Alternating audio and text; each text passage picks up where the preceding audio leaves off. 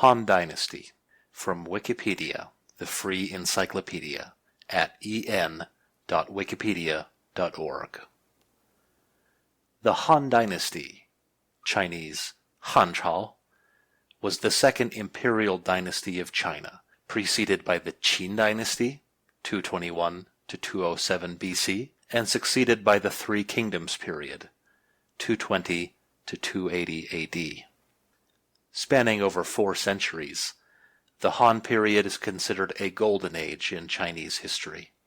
To this day, China's majority ethnic group refers to itself as the Han people, and the Chinese script is referred to as Han characters. It was founded by the rebel leader Liu Bang, known posthumously as Emperor Gaozu, and briefly interrupted by the Qin dynasty, 9 to 23 AD, of the former regent Wang Mang. This interregnum separates the Han dynasty into 2 periods: the Western or former Han, 206 BC to 9 AD, and the Eastern or later Han, 225 to 220 AD. The emperor was at the pinnacle of Han society. He presided over the Han government, but shared power with both the nobility and appointed ministers who came largely from the scholarly gentry class. The Han Empire was divided into areas directly controlled by the central government using an innovation inherited from the Qin known as commanderies, and a number of semi-autonomous kingdoms. These kingdoms gradually lost all vestiges of their independence, particularly following the rebellion of the 7 states. From the reign of Emperor Wu onward, the Chinese court officially sponsored Confucianism in education and court politics, synthesized with the cosmology of later scholars such as Dong Zhongshu. This policy endured until the fall of the Qing dynasty in 1911. The Han dynasty was an age of economic prosperity and saw significant growth of the money economy first established during the Zhou dynasty, circa 1050 to 256 BC. The coinage issued by the central government mint in 119 BC remained the standard coinage of China until the Tang dynasty, 618 to 907 AD. The period saw a number of limited institutional innovations. To pay for its military campaigns and the settlement of newly conquered frontier territories, the government nationalized the private salt and iron industries in 117 BC, but these government monopolies were repealed during the Eastern Han period. Science and technology during the Han period saw significant advances, including papermaking, the nautical steering rudder, the use of negative numbers in mathematics, the raised relief map, the hydraulic-powered armillary sphere for astronomy, and a seismometer employing an inverted pendulum.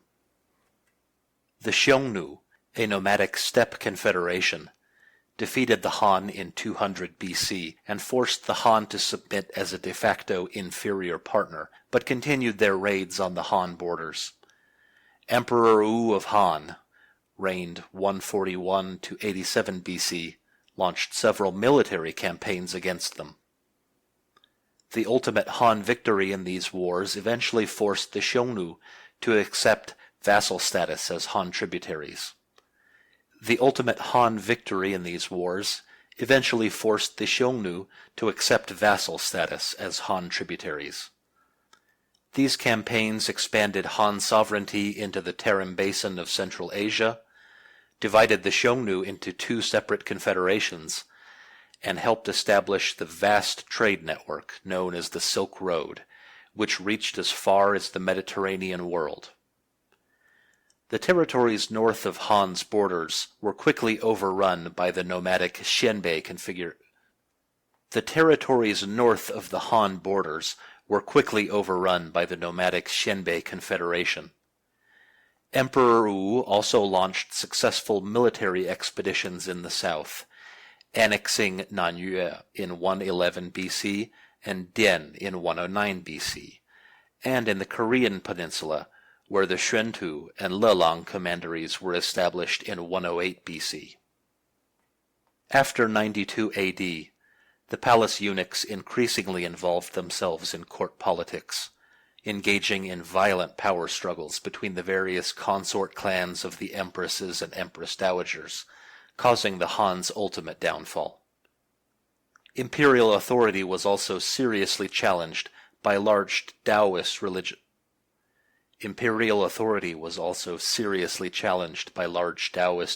societies, which instigated the Yellow Turban Rebellion and the Five Pecks of Rice Rebellion.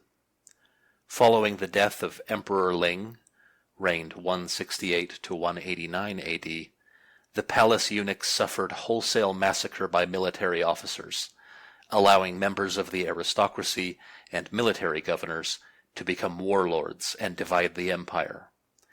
When Cao Pi, the king of Wei, usurped the throne from Emperor Xian, the Han dynasty ceased to exist. Etymology.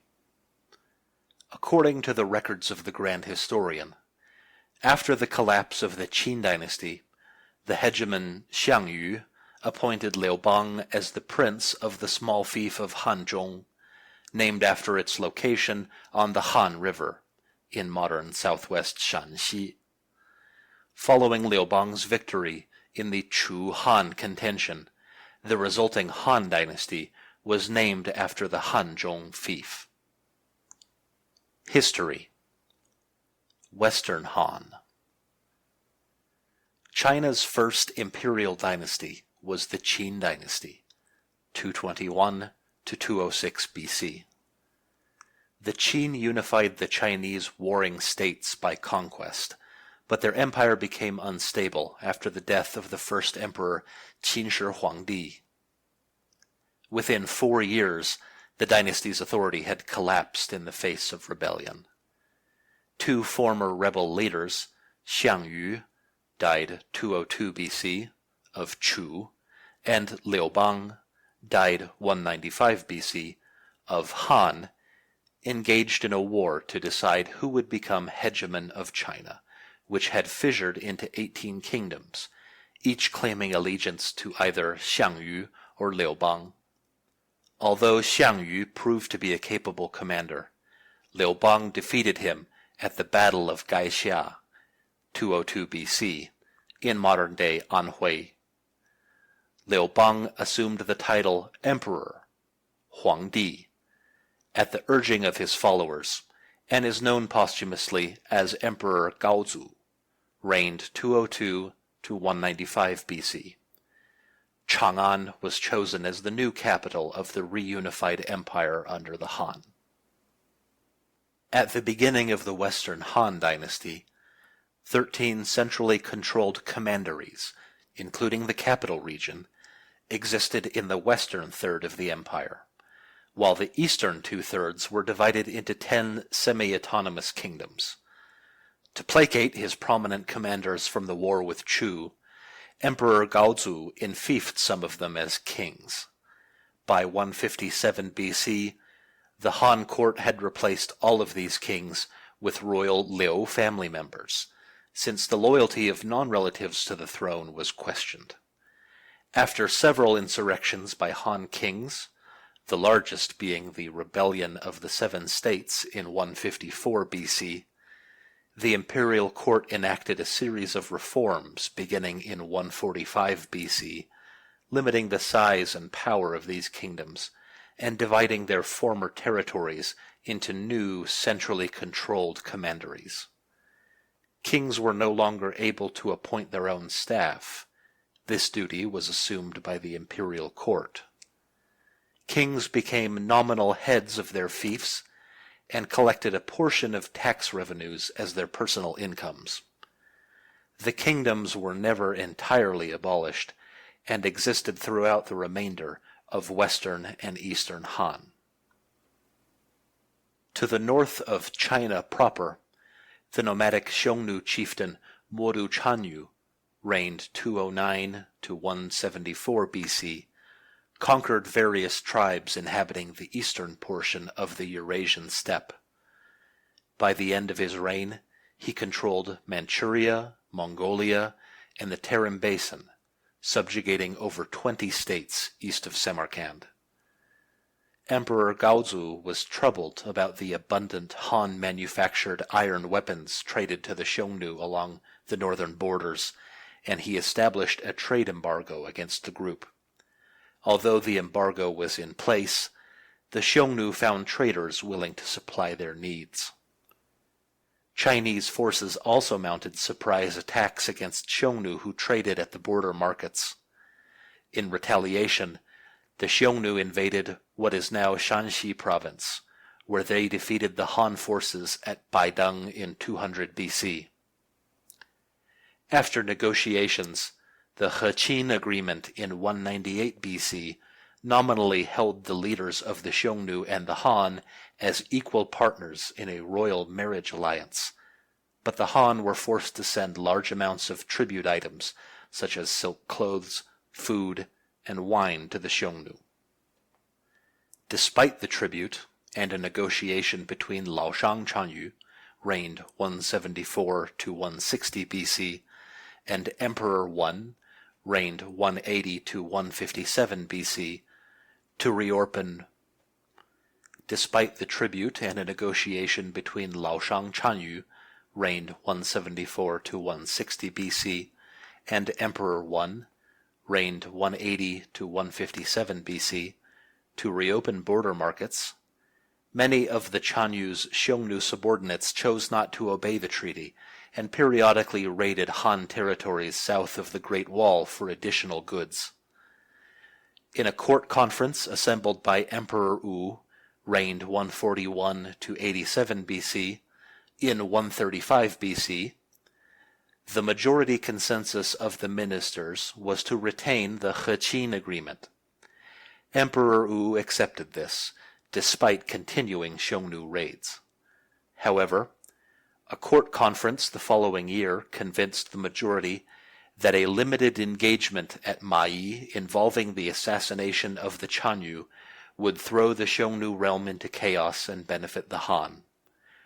When this plot failed in 133 BC, Emperor Wu launched a series of massive military invasions into Xiongnu territory. Chinese armies captured one stronghold after another and established agricultural colonies to strengthen their hold. The assault culminated in 119 BC at the Battle of Mo-Bei, where Han commanders Huo Qubing died 117 BC and Wei Qing died 106 BC, forced the Xiongnu court to flee north of the Gobi Desert. After Emperor Wu's reign, Han forces continued to prevail against the Xiongnu. The Xiongnu leader Hu Hanye Chanyu, reigned 58 to 31 BC, finally submitted to the Han as a tributary vassal in 51 BC. His rival claimant to the throne, Zhizhi Chanyu, reigned 56 to 36 BC, was killed by Chen Tang and Ganyan Shou at the Battle of Zhizhi in modern Taraz, Kazakhstan. In 121 BC, Han forces expelled the Xiongnu from a vast territory spanning the Heshi corridor to Lop Nur. They repelled a joint Xiongnu-Qiang invasion of this northwestern territory in 111 BC. In that year, the Han court established 4 new frontier commanderies in this region: Jiuquan, Zhangye, Dunhuang, and Wuwei.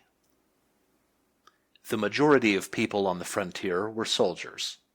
On occasion, the court forcibly moved peasant farmers to new frontier settlements, along with government-owned slaves and convicts who performed hard labor. The court also encouraged commoners, such as farmers, merchants, landowners, and hired laborers to voluntarily migrate to the frontier. Even before the Han's expansion into Central Asia, diplomat Zhang Qian's travels from 139 to 125 BC had established Chinese contacts with many surrounding civilizations. Zhang encountered Dayuan, Fergana, Kangju, Sogdiana, and Daxia, Bactria, formerly the Greco-Bactrian kingdom. He also gathered information on Shandu, the Indus River Valley of North India, and Anxi, the Parthian Empire. All of these countries eventually received Han embassies. These connections marked the beginning of the Silk Road trade network that extended to the Roman Empire, bringing Han items like silk to Rome and Roman goods such as glasswares to China. From roughly 115 to 60 BC, Han forces fought the Xiongnu over control of the oasis city-states in the Tarim Basin. The Han was eventually victorious and established the Protectorate of the Western Regions in 60 BC, which dealt with the region's defense and foreign affairs. The Han also expanded southward. The naval conquest of Nanyue in 111 BC expanded the Han realm into what is now modern Guangdong and Guangxi provinces and northern Vietnam.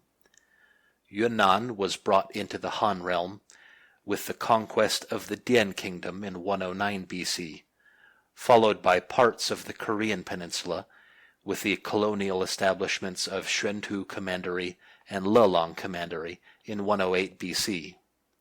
In China's first known nationwide census, taken in 2 AD, the population was registered as having 57,671,400 individuals in 12,366,470 households.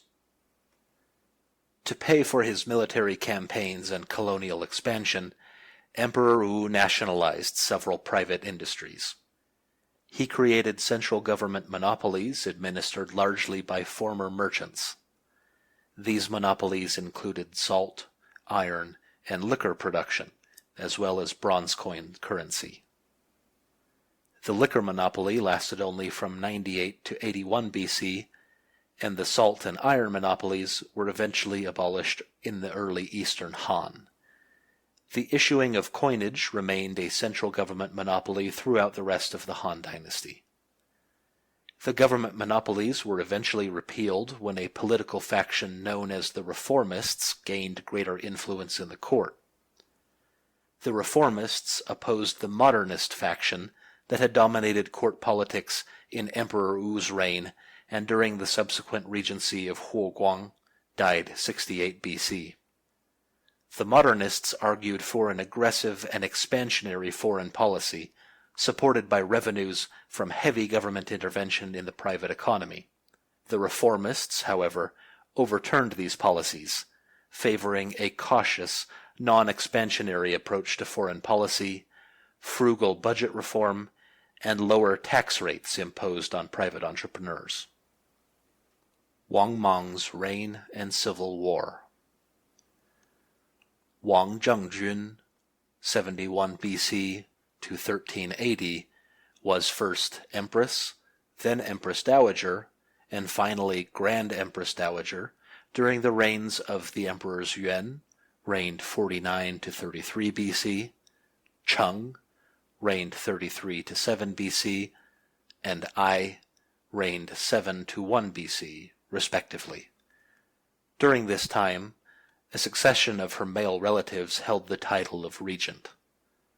Following the death of Emperor Ai, Wang Zhengjun's nephew Wang Mang, 45 BC to 23 AD, was appointed regent as Marshal of State on the 16th of August under Emperor Ping, reigned 1 BC to 6 AD.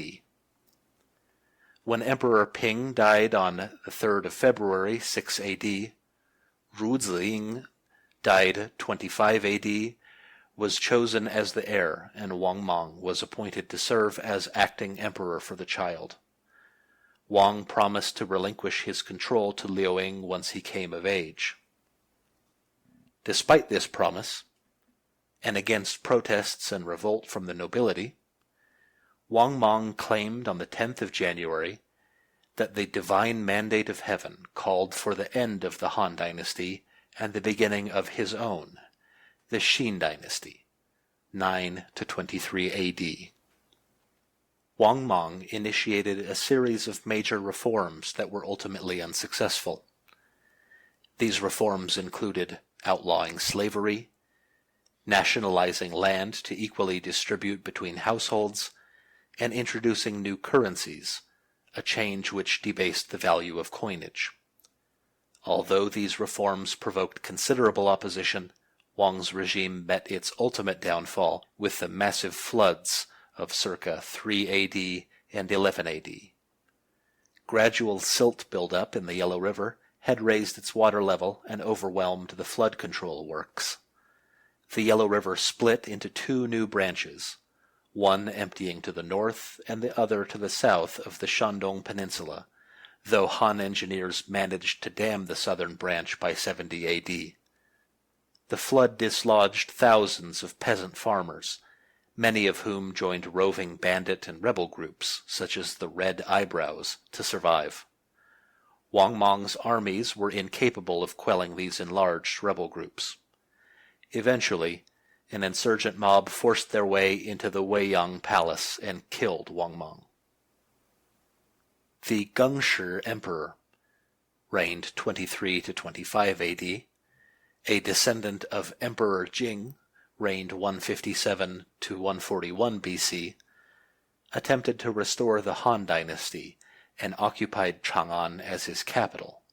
However, he was overwhelmed by the Red Eyebrow rebels who deposed, assassinated, and replaced him with the puppet monarch Liu Penzi. Emperor Gengshi's brother Liu Xiu, known posthumously as Emperor Guangwu, reigned 25 to 57 AD. After distinguishing himself at the Battle of Qunyang in 23 AD, was urged to succeed Gengshi as emperor. Under Guangwu's rule, the Han Empire was restored. Guangwu made Luoyang his capital in 25 AD, and by 27 AD his officers Deng Yu and Feng Yi had forced the Red Eyebrows to surrender and executed their leaders for treason. From 26 until 36 AD, Emperor Guangwu had to wage war against other regional warlords who claimed the title of emperor. When these warlords were defeated, China reunified under the Han. The period between the foundation of the Han dynasty and Wang Mang's reign is known as the Western Han dynasty, Chinese Xi Han, or former Han dynasty, Chinese Qian Han, 206 BC to 9 AD. During this period, the capital was at Chang'an, modern Xi'an. From the reign of Guangwu, the capital was moved eastward to Luoyang.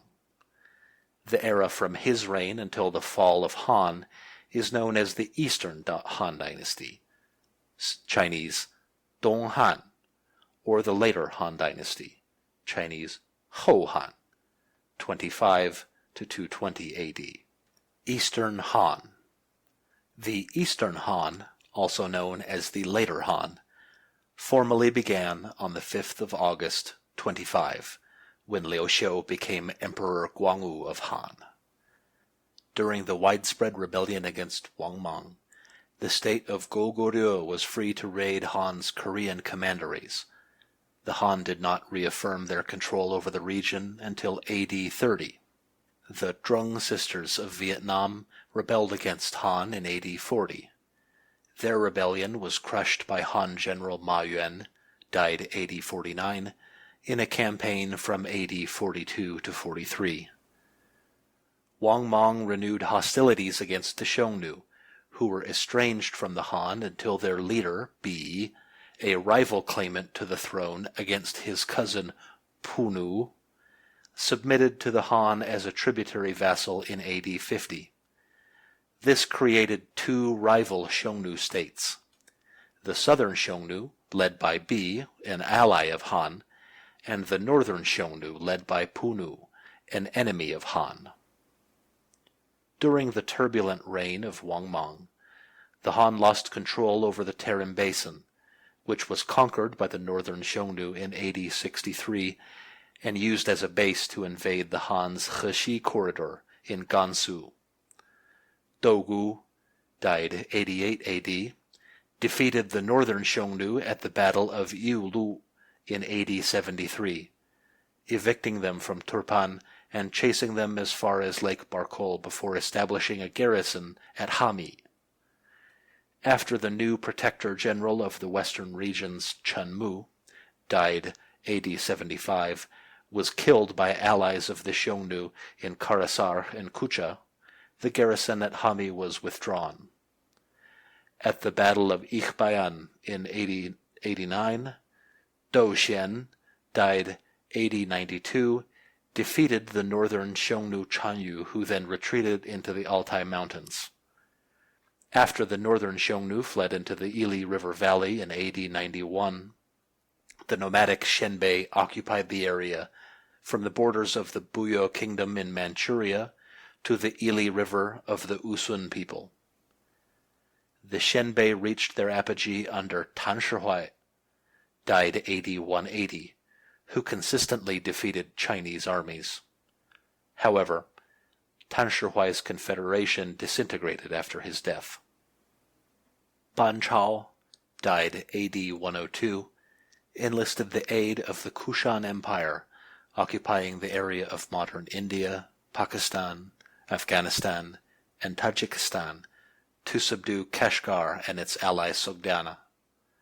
When a request by Kushan ruler Vima Kadphises, reigned circa 90 to circa 100 AD, for a marriage alliance with the Han was rejected in AD 90, he sent his forces to Wakhan, Afghanistan, to attack Ban Chao. The conflict ended with the Kushans withdrawing because of a lack of supplies. In AD 91, the office of Protector General of the Western regions was reinstated when it was bestowed on Ban Chao. In addition to tributary relations with the Kushans, the Han Empire received gifts from the Parthian Empire, from a king in modern Burma, from a ruler in Japan, and initiated an unsuccessful mission to Daqin, Rome, in AD 97, with Ganying as emissary. A Roman embassy of Emperor Marcus Aurelius, reigned 161 to 180 AD, is recorded in the Houhan Shu to have reached the court of Emperor Huan of Han, reigned AD 146 to 168, in AD 166. Yet Rafe de Crepigny asserts this was most likely a group of Roman merchants. Other travelers to eastern Han China included Buddhist monks who translated works into Chinese, such as An Shigao of Parthia and Lokaksema from Kushan-era Gandhara, India. Emperor Zhang's, reigned 75 to 88 AD, reign came to be viewed by later Eastern Han scholars as the high point of the dynastic house. Subsequent reigns were increasingly marked by eunuch intervention in court politics and their involvement in the violent power struggles of the imperial consort clans. With the aid of the eunuch Zhengzhong, died 107 AD, Emperor He, reigned 88 to 105 AD, had Empress Dowager Dou, died 97 AD, put under house arrest and her clan stripped of power. This was in revenge for Dou's purging of the clan of his natural mother, Consort Liang, and then concealing her identity from him. After Emperor He's death, his wife, Empress Deng Sui, died 121 AD, managed state affairs as the regent Empress Dowager during a turbulent financial crisis and a widespread Qiang rebellion that lasted from 107 to 118 AD. When Empress Dowager Deng died, Emperor An, reigned 106 to 125 AD, was convinced by the accusations of the eunuchs Li Run and Jiang Jing that Deng and her family had planned to depose him. An dismissed Deng's clan members from office, exiled them, and forced many to commit suicide. After An's death, his wife, Empress Dowager Yen, died 126 AD, placed the child Marquis of Beixiang on the throne in an attempt to retain power within her family.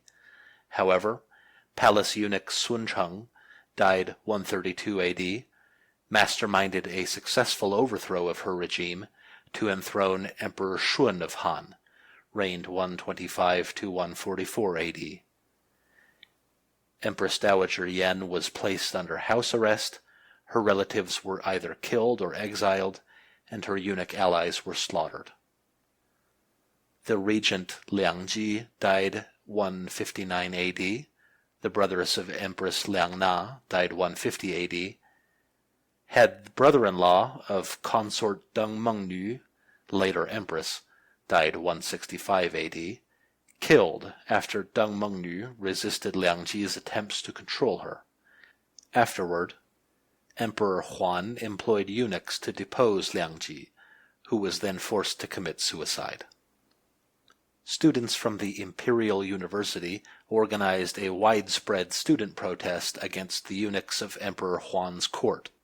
Huan further alienated the bureaucracy when he initiated grandiose construction projects and hosted thousands of concubines in his harem at a time of economic crisis. Palace eunuchs imprisoned the official Li Ying and his associates from the Imperial University on a dubious charge of treason. In 167 AD, the Grand Commandant Dou, died 168 AD, convinced his son-in-law, Emperor Huan, to release them. However, the emperor permanently barred Li Ying and his associates from serving in office, marking the beginning of the partisan prohibitions. Following Emperor Huan's death, Dou and the Grand Tutor Chen Fan, died 168 AD, attempted a coup d'etat against the eunuchs Hou Lan, died 172 AD, Cao Jie, died 181 AD, and Wang Fu. When the plot was uncovered, the eunuchs arrested Empress Dowager Dou, died 172 AD, and Chen Fan. General Zhang Huan favored the eunuchs. He and his troops confronted Dou and his retainers at the palace gate, where each side shouted accusations of treason against the other. When the retainers gradually deserted Dou, he was forced to commit suicide. Under Emperor Ling, reigned 168 to 189 AD, the eunuchs had the partisan prohibitions renewed and expanded, while themselves auctioning off top government offices. Many affairs of state were entrusted to the eunuchs Zhao Zhong, died 189 AD, and Zhang Rang, died 189 AD, while Emperor Ling spent much of his time role-playing with concubines and participating in military parades. End of the Han Dynasty. The partisan prohibitions were repealed during the Yellow Turban Rebellion and the 5 Pecks of Rice Rebellion in 184 AD, largely because the court did not want to continue to alienate a significant portion of the gentry class who might otherwise join the rebellions. The Yellow Turbans and 5 Pecks of Rice adherents belonged to 2 different hierarchical Taoist religious societies, led by faith healers Zhang Jue, died 184 AD, and Zhang Lu, died 216 AD, respectively. Zhang Lu's rebellion, in modern northern Sichuan and southern Shanxi, was not quelled until 215 AD. Zhang Jue's massive rebellion across 8 provinces was annihilated by Han forces within a year. However, the following decades saw much smaller recurrent uprisings.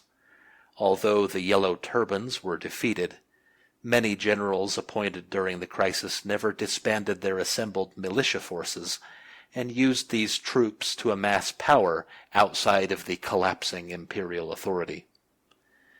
General-in-Chief He Jin, died 189 AD, half-brother to Empress He, died 189 AD, plotted with Yuan Shao, died 202 AD, to overthrow the eunuchs by having several generals march to the outskirts of the capital.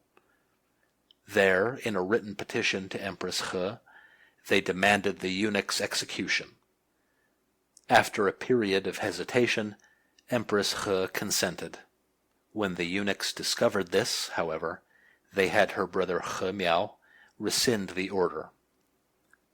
The eunuchs assassinated He Jin on September 22, 189. Yuan Shao then besieged Luoyang's northern palace, while his brother Yuan Shu, died 199 AD, besieged the southern palace. On September 25th, both palaces were breached, and approximately 2,000 eunuchs were killed. Zhang Rang had previously fled with Emperor Shao, reigned 189 AD, and his brother Liu Xie, the future Emperor Xian of Han, reigned 189 to 220 AD. While being pursued by the Yuan brothers, Zhang committed suicide by jumping into the Yellow River. General Dong Zhuo, died 192 AD, found the young emperor and his brother wandering in the countryside. He escorted them safely back to the capital and was made Minister of Works, taking control of Luoyang and forcing Yuan Shao to flee. After Dong Zhuo demoted Emperor Shao and promoted his brother Liu Xie as Emperor Xian, Yuan Shao led a coalition of former officials and officers against Dong, who burned Luoyang to the ground and resettled the court at Chang'an in May 191. Dong Zhuo later poisoned Emperor Shao. Dong was killed by his adopted son Lü Bu, died 198 AD, in a plot hatched by Wang Yun, died 192 AD. Emperor Xian fled from Chang'an in 195 AD to the ruins of Luoyang. Emperor Xian was persuaded by Cao Cao, 155 to 220 AD, then governor of Yan province in modern western Shandong and eastern Henan provinces, to move the capital to Xuchang in 196 AD. Yuan Shao challenged Cao Cao for control over the emperor.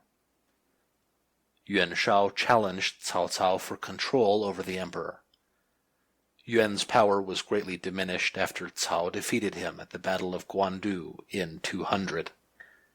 After Yuan died, Cao killed Yuan Shao's son Yuan Tan, 173 to 205 AD, who had fought with his brothers over the family inheritance.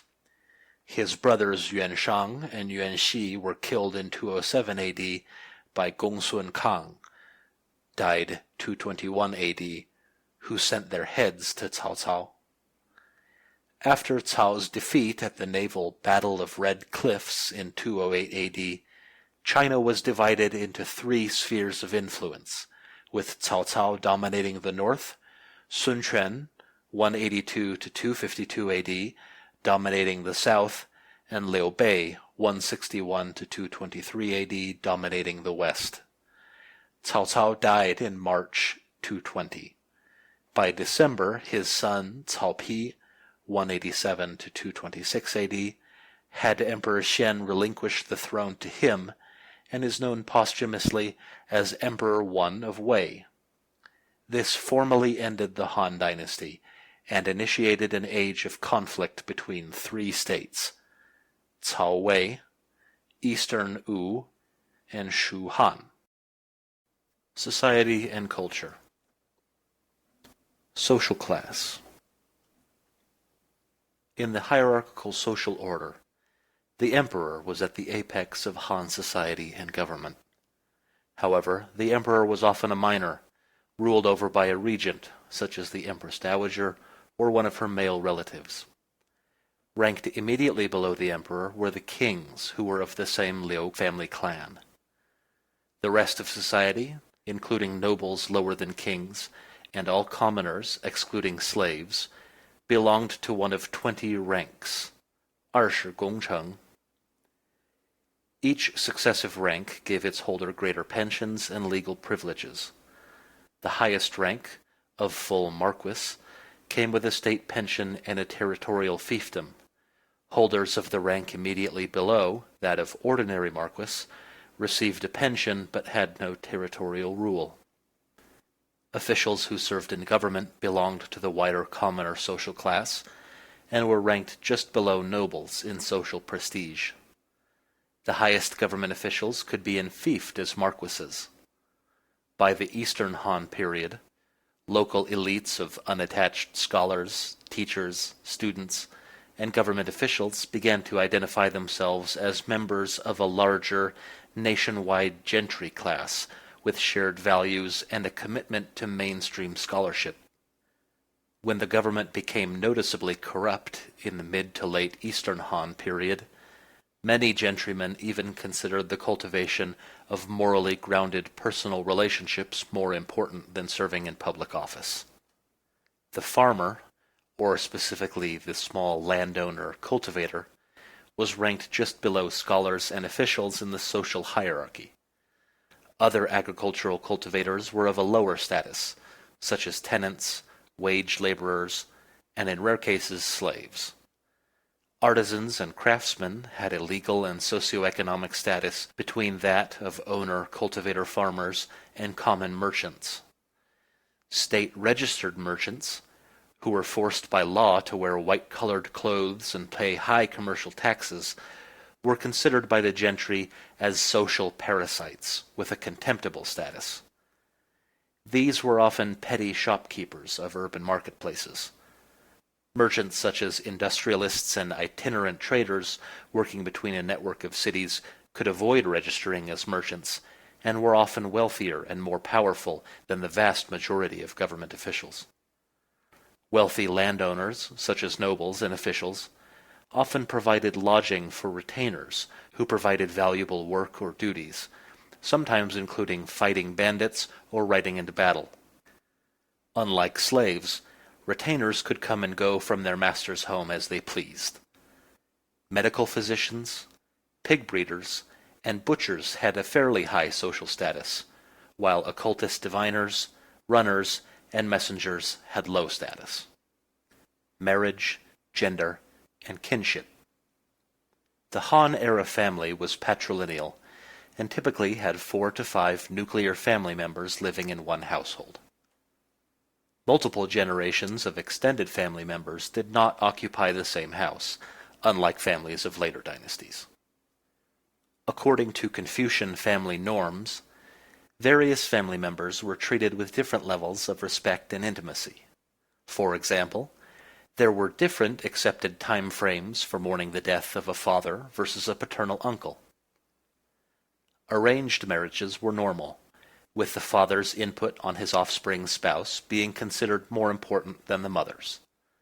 Monogamous marriages were also normal, although nobles and high officials were wealthy enough to afford and support concubines as additional lovers. Under certain conditions dictated by custom, not law, both men and women were able to divorce their spouses and remarry. Apart from the passing of noble titles or ranks, inheritance practices did not involve primogeniture. Each son received an equal share of the family property. Unlike the practice in later dynasties, the father usually sent his adult married sons away with their portions of the family fortune. Daughters received a portion of the family fortune through their marriage dowries, though this was usually much less than the shares of sons. A different distribution of the remainder could be specified in a will, but it is unclear how common this was. Women were expected to obey the will of their father, then their husband, and then their adult sons in old age. However, it is known from contemporary sources that there were many deviations to this rule, especially in regard to mothers over their sons, and empresses who ordered around and openly humiliated their fathers and brothers. Women were exempt from the annual corvée labor duties, but often engaged in a range of income-earning occupations aside from their domestic chores of cooking and cleaning. The most common occupation for women was weaving clothes for the family, sale at market, or for large textile enterprises that employed hundreds of women. Other women helped on their brothers' farms or became singers, dancers, sorceresses, respected medical physicians, and successful merchants who could afford their own silk clothes. Some women formed spinning collectives, aggregating the resources of several different families. Education, literature, and philosophy. The early Western Han court simultaneously adopted the philosophical teachings of legalism, Huanglao Taoism, and Confucianism in making state decisions and shaping government policy. However, the Han court under Emperor Wu gave Confucianism exclusive patronage. He abolished all academic chairs or erudites, Chinese 博士, not dealing with the Confucian five classics in 136 BC, and encouraged nominees for office to receive a Confucian-based education at the imperial university that he established in 124 BC. Unlike the original ideology espoused by Confucius, Chinese 孔子, 551 to 479 BC, Han Confucianism in Emperor Wu's reign was the creation of Dong Zhongshu, 179 to 104 BC. Dong was a scholar and minor official who aggregated the ethical Confucian ideas of ritual, filial piety, and harmonious relationships with five phases and yin-yang cosmologies. Much to the interest of the ruler, Dong's synthesis justified the imperial system of government within the natural order of the universe. The imperial university grew in importance as the student body grew to over 30,000 by the 2nd century AD. A Confucian-based education was also made available at commandery-level schools and private schools opened in small towns, where teachers earned respectable incomes from tuition payments. Some important texts were created and studied by scholars. Philosophical works written by Yang Xiong, 53 BC to 18 AD, Huan Tan, 43 BC to 28 AD, Wang Chong, 27 to 100 AD, and Wang Fu, 78 to 163 AD, questioned whether human nature was innately good or evil, and posed challenges to Dong's universal order. The records of the grand historian, Chinese 史记, by Sima Tan, died 110 BC, and his son Sima Qian, 145 to 86 BC, established the standard model for all of imperial China's standard histories, such as the Book of Han, written by Ban Biao, 3 to 54 AD, his son Ban Gu, 32 to 92 AD, and his daughter Ban Zhao, 45 to 116 AD. There were dictionaries, such as the Shuowan Jiezi by Xu Shen, circa 58 to circa 147 AD, and the Fangyan by Yang Xiong. Biographies on important figures were written by various gentrymen. Han Dynasty poetry was dominated by the Fu genre, which achieved its greatest prominence during the reign of Emperor Wu. Law and order. Han scholars such as Jia Yi, 201 to 169 BC, portrayed the previous Qin dynasty as a brutal regime. However, archaeological evidence from Zhangjiashan and Shuihudi reveal that many of the statutes in the Han legal code compiled by Chancellor Xiaohe, died 193 BC, were derived from Qin law. Various cases for rape, physical abuse, and murder were prosecuted in court. Women, although usually having fewer rights by custom, were allowed to level civil and criminal charges against men. While suspects were jailed, convicted criminals were never imprisoned. Instead, punishments were commonly monetary fines, periods of forced hard labor for convicts, and the penalty of death by beheading. Early Han punishments of torturous mutilation were borrowed from Qin law. A series of reforms abolished mutilation punishments, with progressively less severe beatings by the bastinado. Acting as a judge in lawsuits was one of many duties of the county magistrate and administrators of commanderies. Complex, high-profile, or unresolved cases were often deferred to the Minister of Justice in the capital, or even the emperor. In each Han county was several districts, each overseen by a chief of police. Order in the cities was maintained by government officers in the marketplaces and constables in the neighborhoods. Food. The most common staple crops consumed during the Han were wheat, barley, foxtail millet, proso millet, rice, and beans. Commonly eaten fruits and vegetables included chestnuts, pears, plums, peaches, melons, apricots, strawberries, red bayberries, jujubes, calabash, bamboo shoots, mustard plant, and taro. Domesticated animals that were also eaten included chickens, mandarin ducks, geese, cows, sheep, pigs, camels, and dogs, various types of which were bred specifically for food, while most were used as pets.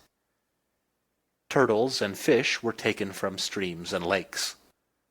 Commonly hunted game, such as owls, pheasants, magpies, sika deer, and Chinese bamboo partridge were consumed. Seasonings included sugar, honey, salt, and soy sauce. Beer and wine were regularly consumed. Clothing. The types of clothing worn and the materials used during the Han period depended upon social class.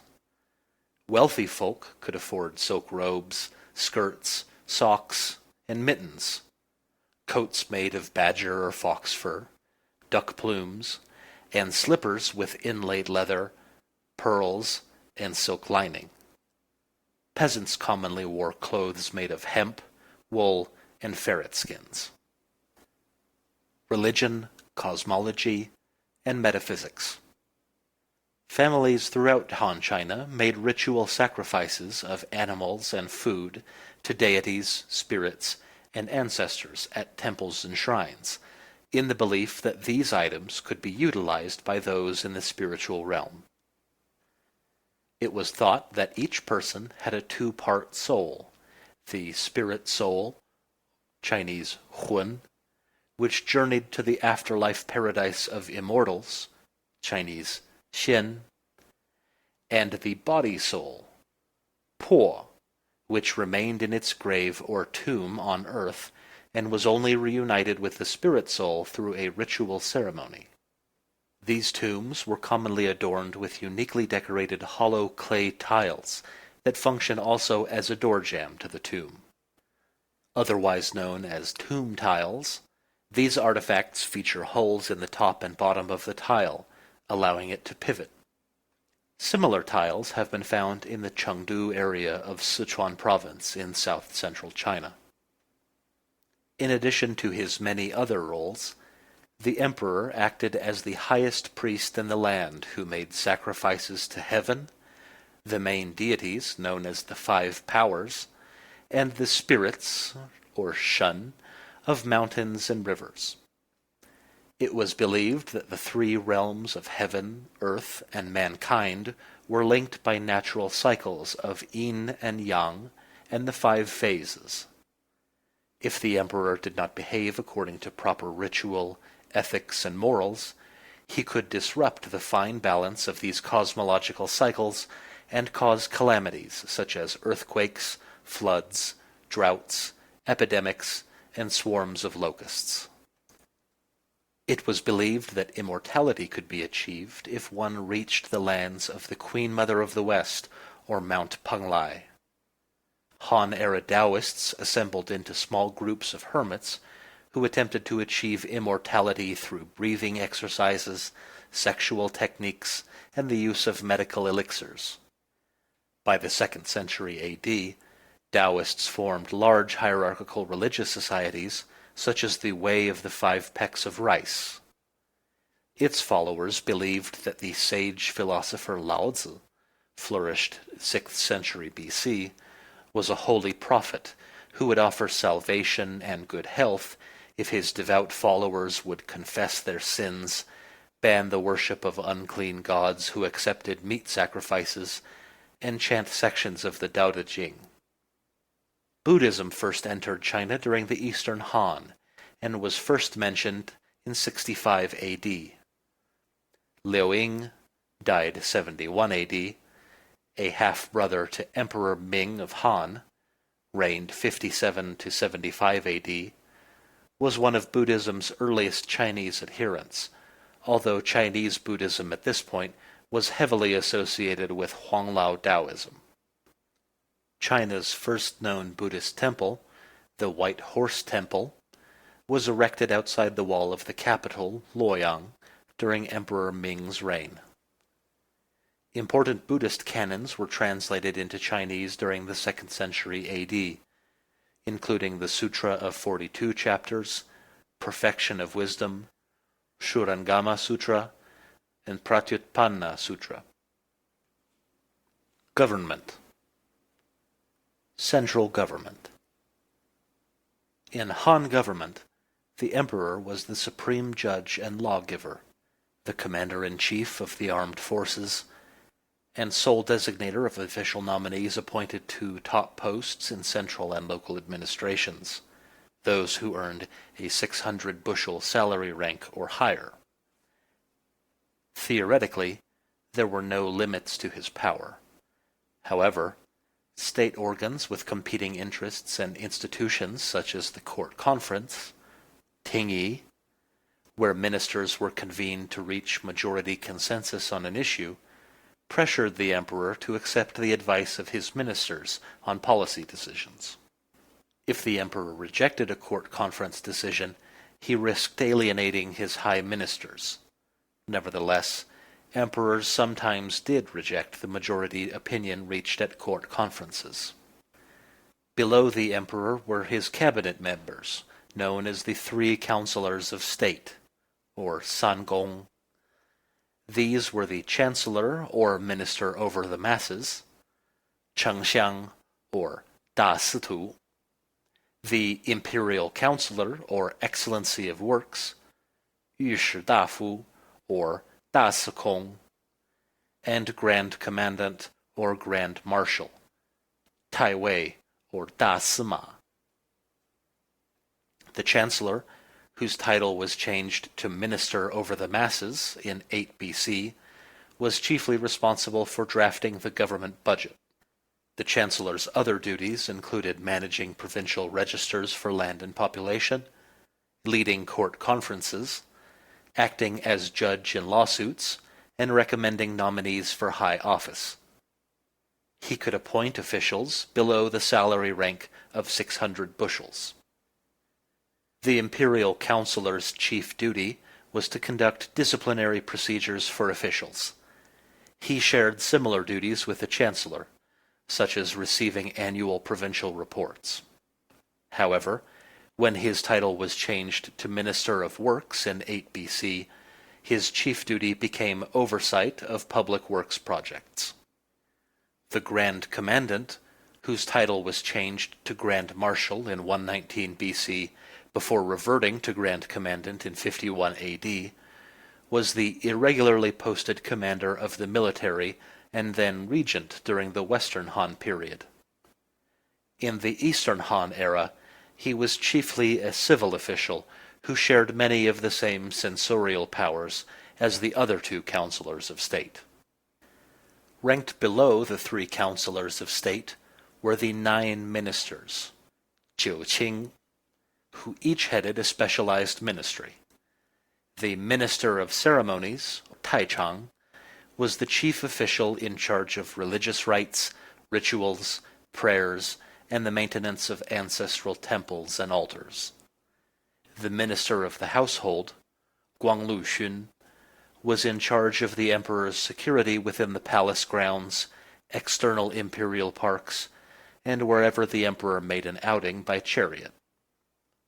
The Minister of the Guards, Wei Wei, was responsible for securing and patrolling the walls, towers, and gates of the imperial palaces. The Minister Coachman, Taipu, was responsible for the maintenance of imperial stables, horses, carriages, and coach houses for the emperor and his palace attendants, as well as the supply of horses for the armed forces. The Minister of Justice, Ting Wei, was the chief official in charge of upholding, administering, and interpreting the law. The minister herald, Da Honglu, was the chief official in charge of receiving honored guests at the imperial court, such as nobles and foreign ambassadors. The minister of the imperial clan, or Zhongzheng, oversaw the imperial court's interactions with the empire's nobility and extended imperial family, such as the granting of fiefs and titles. The minister of finance, or Da Sinong, was the treasurer for the official bureaucracy and the armed forces, who handled tax revenues and set standards for units of measurement. The minister-steward, Shaofu, served the emperor exclusively, providing him with entertainment and amusements, proper food and clothing, medicine and physical care, and valuables and equipment. Local government. The Han Empire, excluding kingdoms and marquessates, was divided, in descending order of size, into political units of provinces, or zhou, commanderies, or jun, and counties, or xian. A county was divided into several districts, the latter composed of a group of hamlets, each containing about 100 families. The heads of provinces, whose official title was changed from inspector to governor, and vice versa, several times during the Han, were responsible for inspecting several commandery-level and kingdom-level administrations. On the basis of their reports, the officials in these local administrations would be promoted, demoted, dismissed, or prosecuted by the imperial court. A governor could take various actions without permission from the imperial court. The lower-ranked inspector had executive powers only during times of crisis, such as raising militias across the commanderies under his jurisdiction to suppress a rebellion. A commandery consisted of a group of counties and was headed by an administrator. He was the top civil and military leader of the commandery and handled defense, lawsuits, seasonal instructions to farmers, and recommendations of nominees for office sent annually to the capital in a quota system first established by Emperor Wu. The head of a large county of about 10,000 households was called a prefect, while the heads of smaller counties were called chiefs, and both could be referred to as magistrates.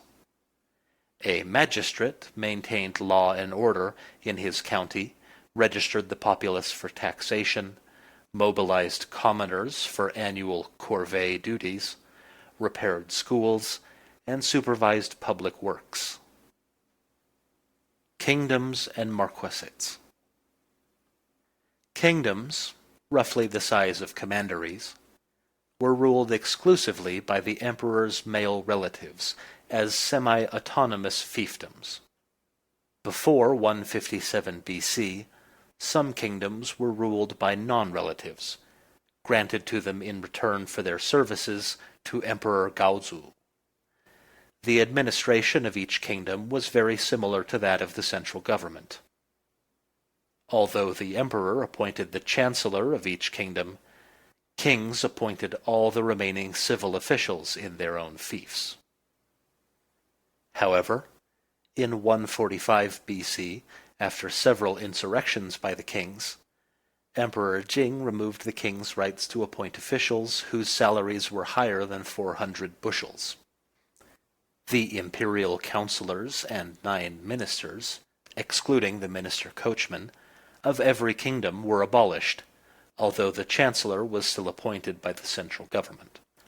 With these reforms, kings were reduced to being nominal heads of their fiefs, gaining a personal income from only a portion of the taxes collected in their kingdom. Similarly, the officials in the administrative staff of a full marquis's fief were appointed by the central government.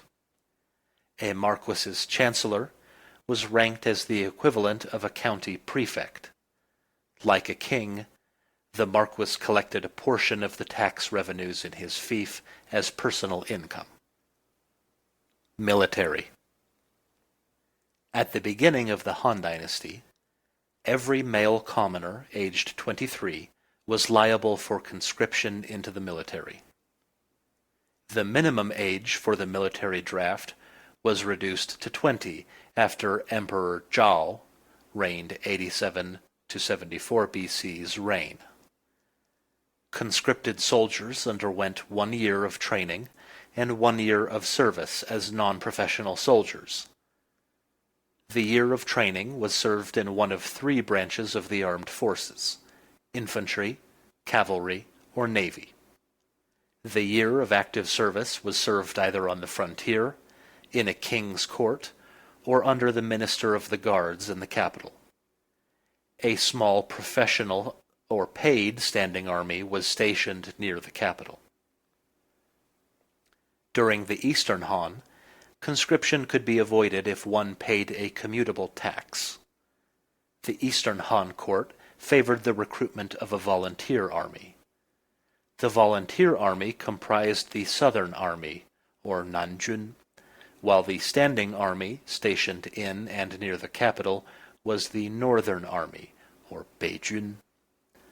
Led by colonels, or xiaowei, the Northern Army consisted of 5 regiments, each composed of several thousand soldiers. When central authority collapsed after 189 AD, wealthy landowners, members of the aristocracy and nobility, and regional military governors relied on their retainers to act as their own personal troops, or buqu. During times of war, the volunteer army was increased, and a much larger militia was raised across the country to supplement the Northern Army. In these circumstances, a general, or jiangjun, led a division, which was divided into regiments led by colonels and sometimes majors, or sima. Regiments were divided into companies and led by captains. Platoons were the smallest unit of soldiers. Economy. Variations in currency. The Han Dynasty inherited the banliang coin type from the Qin. In the beginning of the Han, Emperor Gaozu closed the government mint in favor of private minting of coins. This decision was reversed in 186 BC by his widow, Grand Empress Dowager Lü Zhi, died 180 BC, who abolished private minting.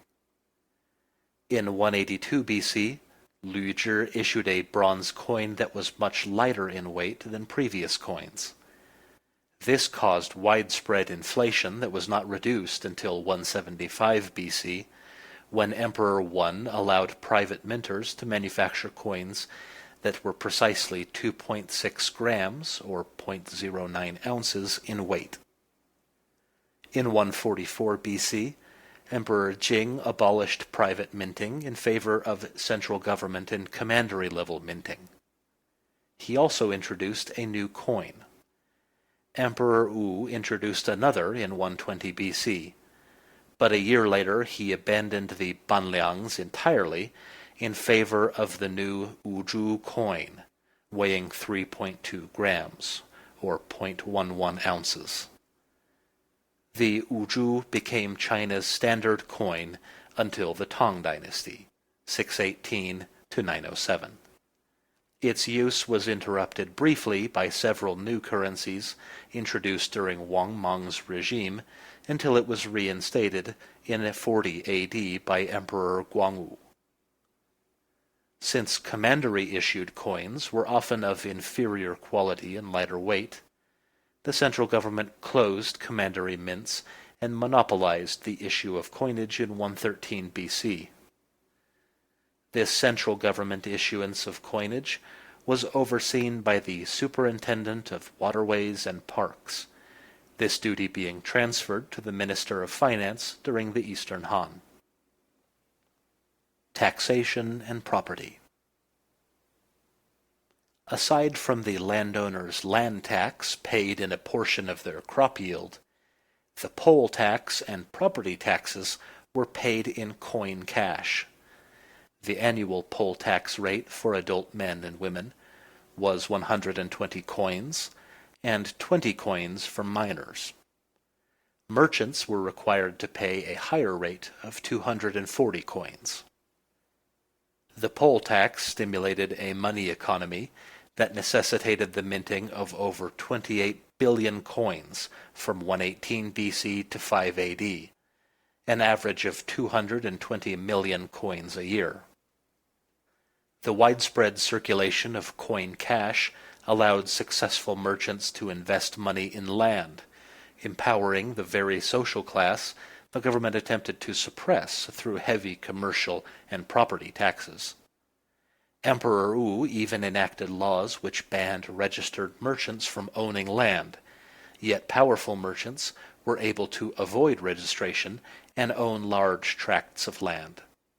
The small landowner cultivators formed the majority of the Han tax base.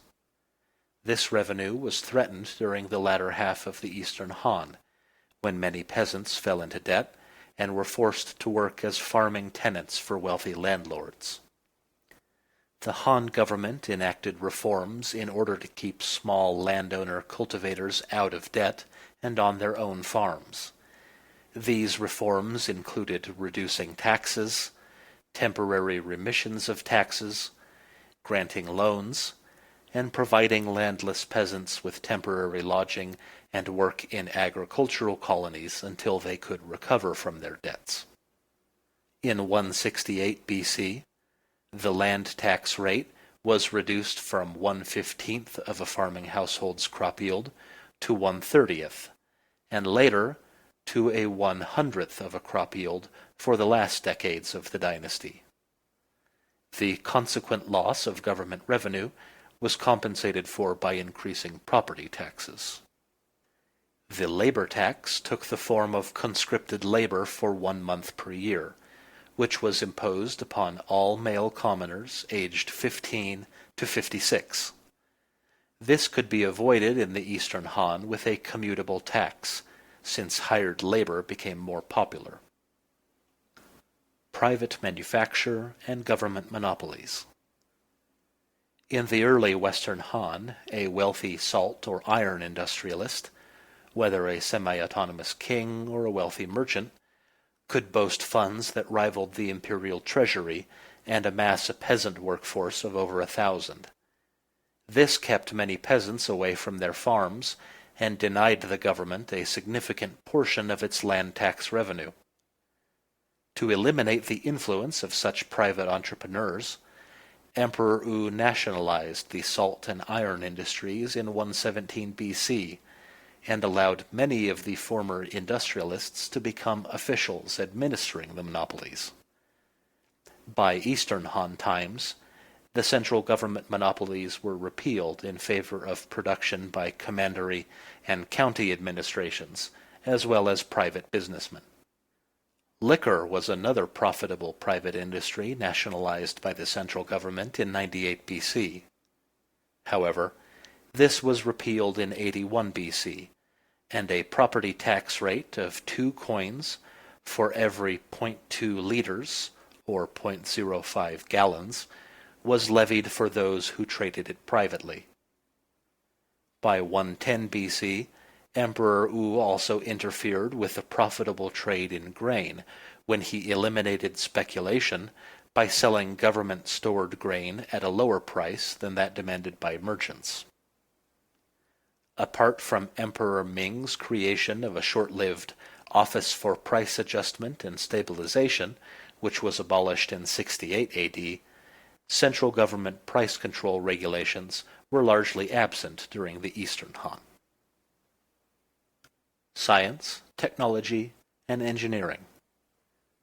The Han Dynasty was a unique period in the development of pre-modern Chinese science and technology, comparable to the level of scientific and technological growth during the Song Dynasty, 960 to 1279. Writing materials. Typical ancient Chinese writing materials were bronzewares and animal bones. In the first millennium BC, typical ancient Chinese writing materials were bronzewares, animal bones, and bamboo slips or wooden boards. By the beginning of the Han Dynasty, the chief writing materials were clay tablets, silk cloth, and rolled scrolls made from bamboo strips sewn together with hempen string. These were passed through drilled holes and secured with clay stamps. The oldest known Chinese piece of hard hempen wrapping paper dates to the 2nd century BC. The standard paper-making process was invented by Cai Lun, 50 to 121 AD, in 105 AD.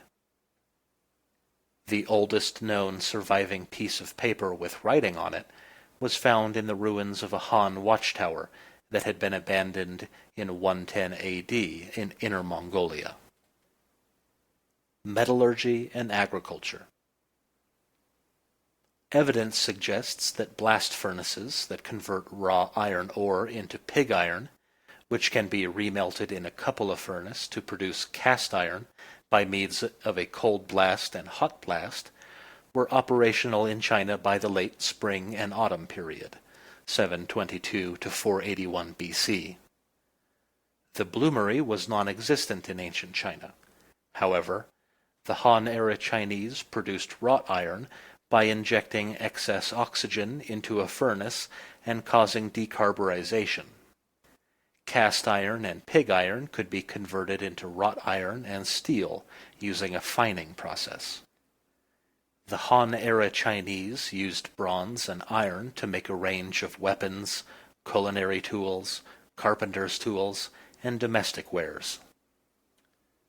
A significant product of these improved iron smelting techniques was the manufacture of new agricultural tools. The three-legged iron seed drill invented by the 2nd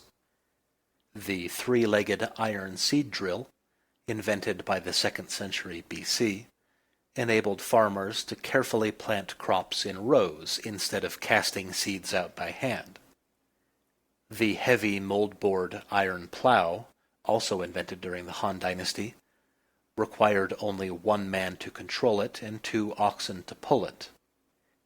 It had 3 plowshares, a seed box for drills, a tool which turned down the soil, and could sow roughly 45,730 square meters, or 11.3 acres, of land in a single day. To protect crops from wind and drought, grain intendant Zhao Guo created the alternating fields system, or Daitianfa, during Emperor Wu's reign. This system switched the positions of furrows and ridges between growing seasons. Once experiments with this system yielded successful results, the government officially sponsored it and encouraged peasants to use it. Han farmers also used the pit field system, or aotian, for growing crops, which involved heavily fertilized pits that did not require plows or oxen and could be placed on sloping terrain. In the southern and some parts of central Han-era China, paddy fields were chiefly used to grow rice, while farmers along the Huai River used transplantation methods of rice production. Structural engineering. Timber was the chief building material during the Han Dynasty. It was used to build palace halls, multi-story residential towers, and halls and single-story houses.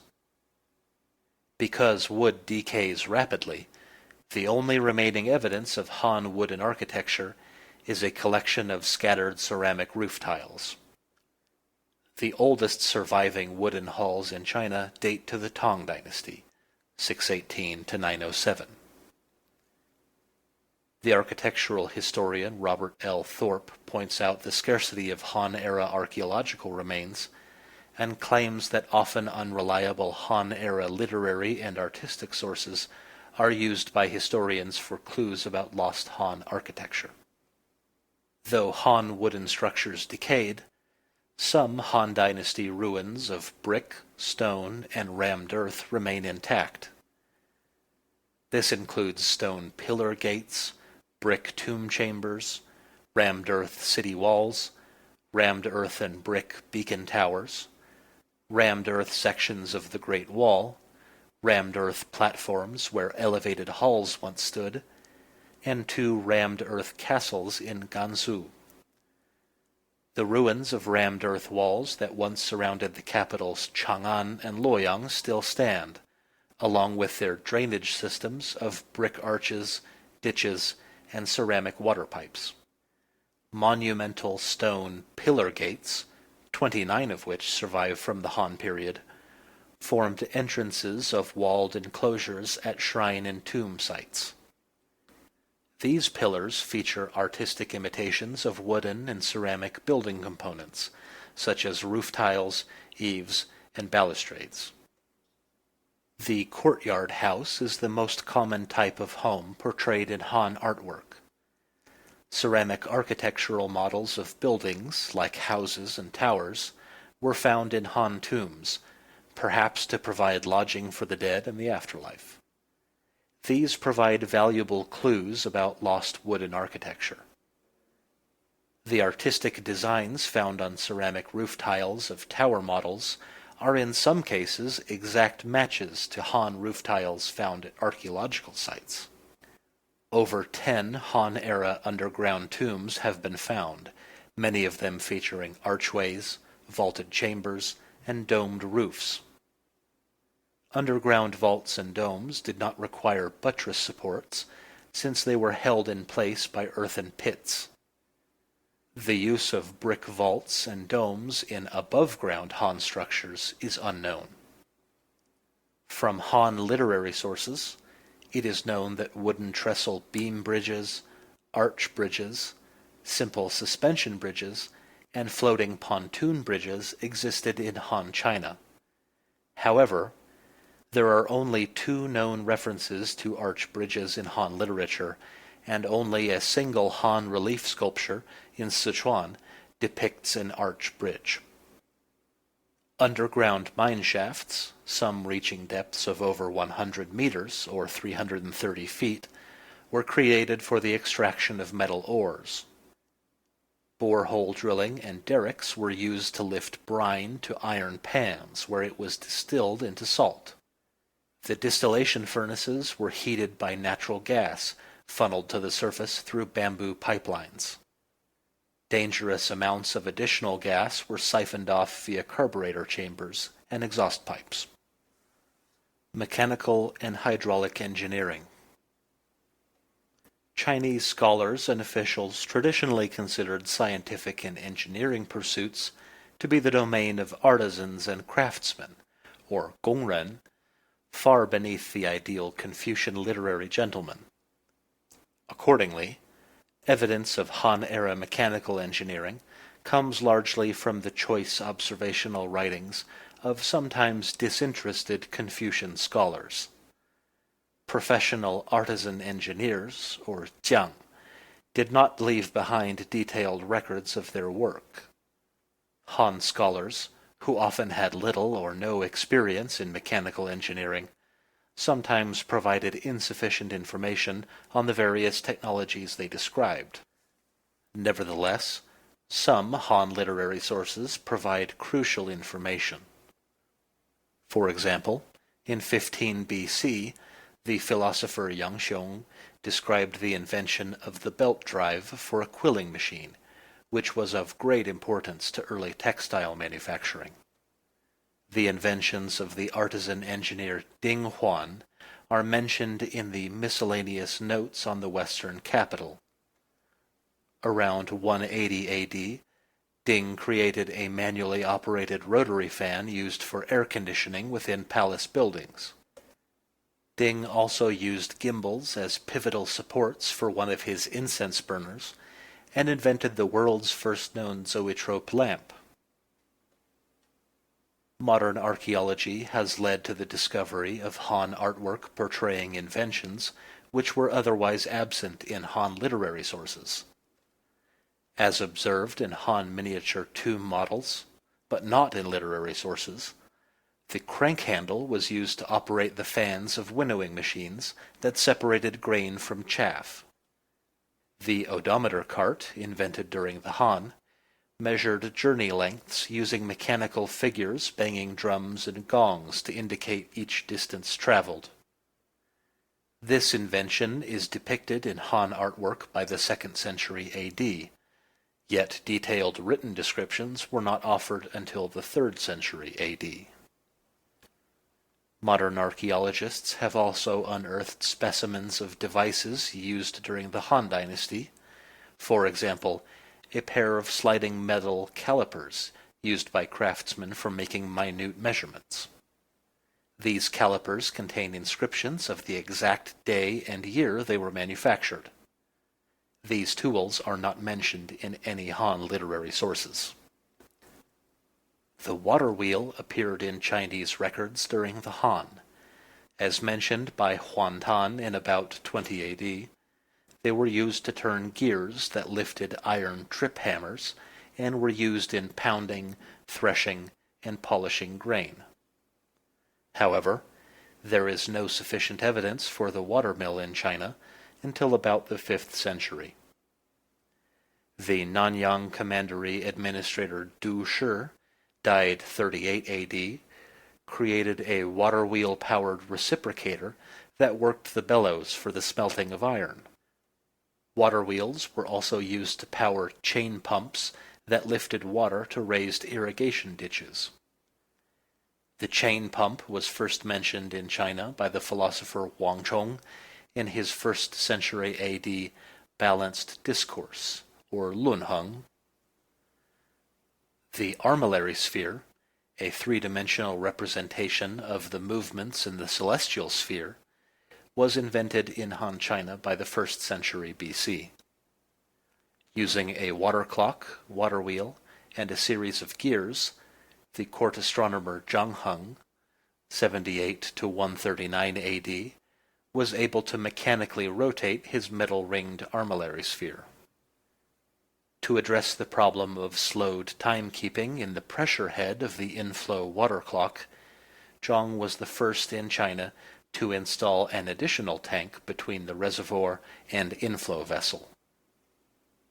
Zhang also invented a device he termed an earthquake weather vane, Houfeng Didongyi, which the British scientist Joseph Needham described as the ancestor of all seismographs. This device was able to detect the exact cardinal or ordinal direction of earthquakes from hundreds of kilometers away.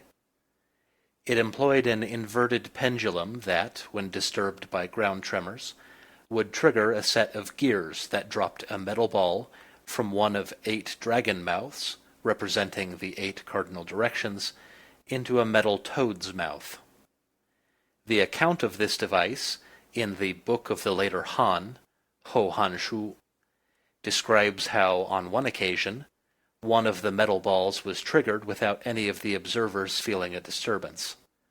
Several days later, a messenger arrived bearing news that an earthquake had struck in Longxi Commandery, in modern Gansu province, the direction the device had indicated, which forced the officials at court to admit the efficacy of Zhang's device.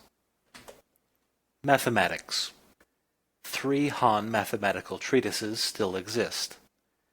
These are the Book on Numbers and Computation, Suan Shu Shu, the Arithmetical Classic of the Gnomon and Circular Paths of Heaven, Zhou Bi Suan Jing, and the 9 chapters on the mathematical art, or Jiu Zhang Suan Shu. Han-era mathematical achievements include solving problems with right-angle triangles, square roots, cube roots, and matrix methods, finding more accurate approximations for pi, providing mathematical proof of the Pythagorean theorem, and Gaussian elimination to solve linear equations. One of the Han's greatest mathematical advancements was the world's first use of negative numbers. Negative numbers first appeared in the 9 chapters on the mathematical art as black counting rods, whereas positive numbers were represented by red counting rods. Negative numbers are used in the Bakshali manuscript of ancient India, but its exact date of compilation is unknown. The Han applied mathematics to various diverse disciplines. In musical tuning, Jingfang, 78 to 37 BC, realized that 53 perfect fifths was approximate to 31 octaves while creating a musical scale of 60 tones, calculating the difference at 177,147 over 176,776. The same value of 53 equal temperament discovered by the German mathematician Nicholas Mercator, 1620 to 1687. That is, 3 to the 53rd power over 2 to the 84th power. Astronomy. Mathematics were essential in drafting the astronomical calendar, a lunisolar calendar that used the sun and moon as time markers throughout the year. Use of the ancient Sifan calendar, 古四分历, which measured the tropical year at 365 1/4 days, was replaced in 104 BC with the Taichu calendar, or Taichu Li, that measured the tropical year at 365 385 1539th days, and the lunar month at 29 43 81st days. However, Emperor Zhang later reinstated the Sifan calendar. Han Chinese astronomers made star catalogues and detailed records of comets that appeared in the night sky, including recording the 12 BC appearance of the comet now known as Halley's Comet. Han-era astronomers adopted a geocentric model of the universe, theorizing that it was shaped like a sphere surrounding the Earth in a center.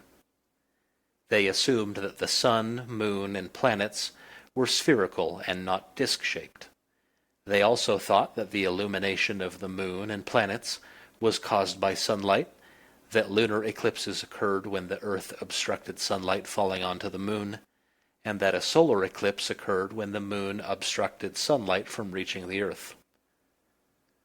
Although others disagreed with his model, Wang Chong accurately described the water cycle of the evaporation of water into clouds. Cartography, ships, and vehicles. Evidence found in Chinese literature and archaeological evidence show that cartography existed in China before the Han. Some of the earliest Han maps discovered were ink-penned silk maps found among the Mawangdui silk texts in a 2nd century BC tomb. Although the use of the graduated scale and grid reference for maps was not thoroughly described until the published work of Pei Xiu, 224 to 271 AD, there is evidence that in the early 2nd century AD, the cartographer Zhang Heng was the first to use scales and grids for maps. The Han-era Chinese sailed in a variety of ships differing from those from previous eras, such as the tower ship. The junk design was developed and realized during the Han. Junks featured a square-ended bow and stern, a flat-bottomed hull or carvel-shaped hull with no keel or stern post, and solid transverse bulkheads in the place of structural ribs found in Western vessels. Moreover, Han ships were the first in the world to be steered using a rudder at the stern, in contrast to the simpler steering oar used for riverine transport, allowing them to sail on the high seas. Although ox carts and chariots were previously used in China, the wheelbarrow was first used in China in the 1st century BC. Han artwork of horse-drawn chariots shows that the Warring States-era heavy wooden yoke placed around a horse's chest was replaced by the softer breast strap. Later, during the Northern Way, 386 to 534, the fully developed horse collar was invented. Medicine. Han-era medical physicians believed that the human body was subject to the same forces of nature that governed the greater universe, namely the cosmological cycles of yin and yang and the 5 phases. Each organ of the body was associated with a particular phase. Illness was viewed as a sign that qi, or vital energy channels, leading to a certain organ had been disrupted. Thus, Han-era physicians prescribed medicine that was believed to counteract this imbalance. For example, since the wood phase was believed to promote the fire phase, medicinal ingredients associated with the wood phase could be used to heal an organ associated with the fire phase. To this end, the physician Zhang Zhongjing, circa 150 to circa 219 AD, prescribed regulated diets rich in certain foods that were thought to cure specific illnesses. Besides dieting, Han physicians also prescribed moxibustion, acupuncture, and calisthenics as methods of maintaining one's health. When surgery was performed by the physician Hua Tuo, died 208 AD, he used anesthesia to numb his patient's pain and prescribed a rubbing ointment that allegedly sped the process of healing surgical wounds.